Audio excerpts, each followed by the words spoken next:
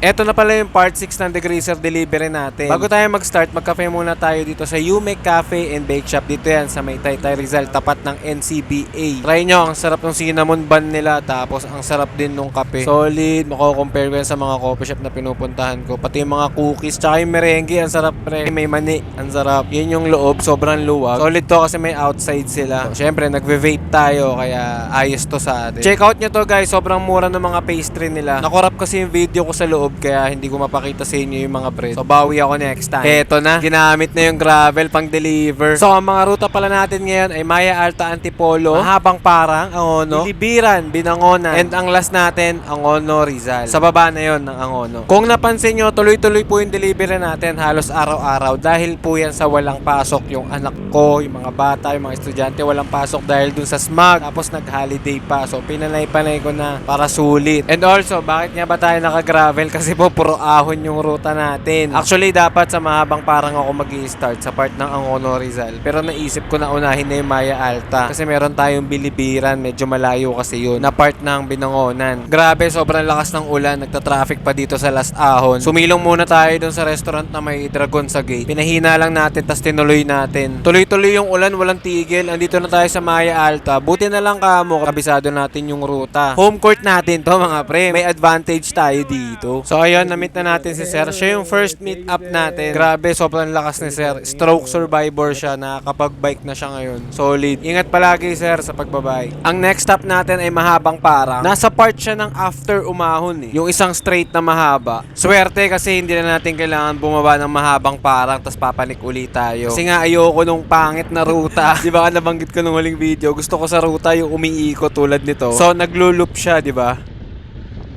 Nakaka-batrip lang talaga kung kailan ka umahon, lumusong, tsaka umuulan. Hindi mo ma-enjoy yung lusong kasi madulas. Pero kaya pa rin natin yan. Kaya natin i-manage yan. So ito na si Sir. Natagpuan din agad natin siya kahit medyo looban yung pinasukan natin. By the way guys, may sticker na tayo ha. Yung mga dinalan ko nung huli na hindi ko nabigyan ng sticker. Luma yung binigay kong sticker. Pasensya na kayo pero ito makakabawi na ako sa inyo. Kaya excited na excited ako nung araw na to mag-deliver kasi nakuha ko na yung sticker. Big shoutout pala sa Bofil Advertising Corporation. Yan, maraming salamat po. Sila yung gumagawa ng sticker ko. Mura sa kanila guys, paggawaan na kayo sa kanila. Baka naman po, Bofil! So dahil nandito tayo sa tuktok na Mahabang Parang, dito na tayo dadaan sa may Quarry Road. Alam nyo ba yun guys, sa may Pantok, Binangonan na siya. Doon na tayo dadaan, papunta ng Bilibiran. Mas malapit kasi siya kaysa bumaba pa tayo ng Mahabang Parang. Grabe, sobrang luwag dito. Napakasarap lumusong. Namimiss ko na rin umahon dito. Guys, ahon tayo dito minsan. Sama kayo. Magaya ako sa ride.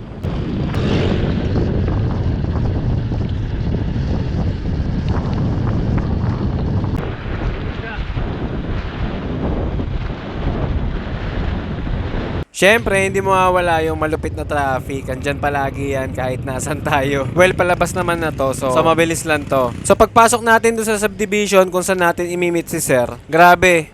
Gusto akong budulin ni Sir. Sinubukan ko siya i-stylean eh. Pagpasok ko dun sa gate ng subdivision, nag-chat ako sa kanya. Sabi ko, Sir, dito na ako sa gate. Kita-kits po. Tapos ayaw niyang bumaba. Ayaw niya pumunta dun sa gate. Gusto niya talaga akong pauhunin. Gusto niya talaga akong budulin. Well, ang sabi ko naman sa video door to door yung gagawin natin.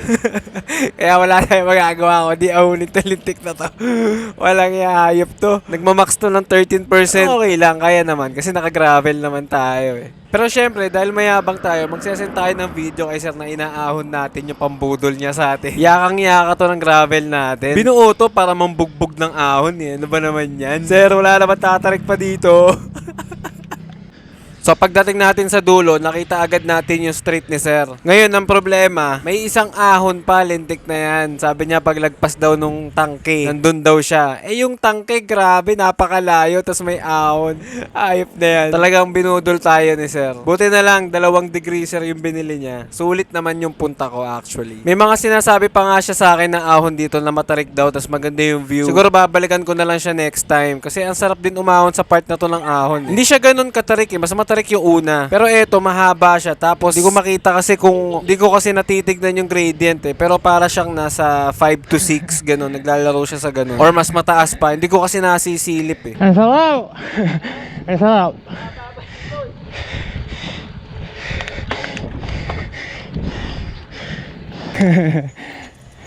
Ano ito? Max? Nag-max 30 na ano? Hindi ko nakikita eh. Max 30 yun eh.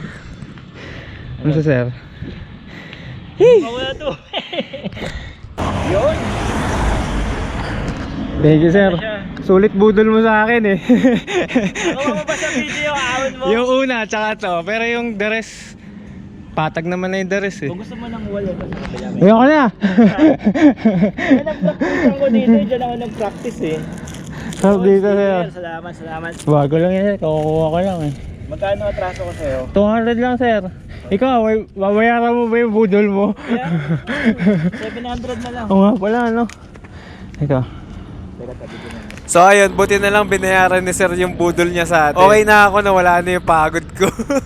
Sir, thank you. Nagbablog din yata si Sir. May page kasi siya, AG in Binangonan. Follow niyo siya mga guys. So papunta na tayo sa last route natin, which is proper Angono. Doon lang si Sir sa may malapit siya sa mga bilihan ng itik eh. Doon siya kumakain. So pupuntahan na natin siya sa kinakainan niya para doon na natin siya imimit. Torbohin lang natin saglit. 1 liter naman yung bibili niya. So medyo paldo tayo. Alam niyo ba guys, kapag may order na 1 liter, kahit tig-isa na lang yung order nyo, kahit tigto 200 ml, basta may isang taong order na 1 liter, ganadong-ganado na ako magdala nun, promise. Okay lang sir. Business pa lang. Buy ko din ba? Isa pa. Malayo pala, kita ko na eh. 1 liter na sir. Oo. Buti na tiyempohan kita. Sabi ko. Ito sir, libre na oh. Ito na yan. Ito. Ano na ipapisik to? Ay, okay. Yung? Thank you sir. Ulan eh. Pero lakas mo lang kanina ang ginabi mo. Oo, wala ka sir. Sabi ko buti nga nawala eh. Ayun. Yo! Thank you sir. So ayun, again and again, maraming salamat sa support nyo sa akin. Maraming salamat sa pagbili ng degreaser. PM lang kayo kung order kayo guys. Maraming salamat. Ride safe sa inyong lahat. Bye-bye!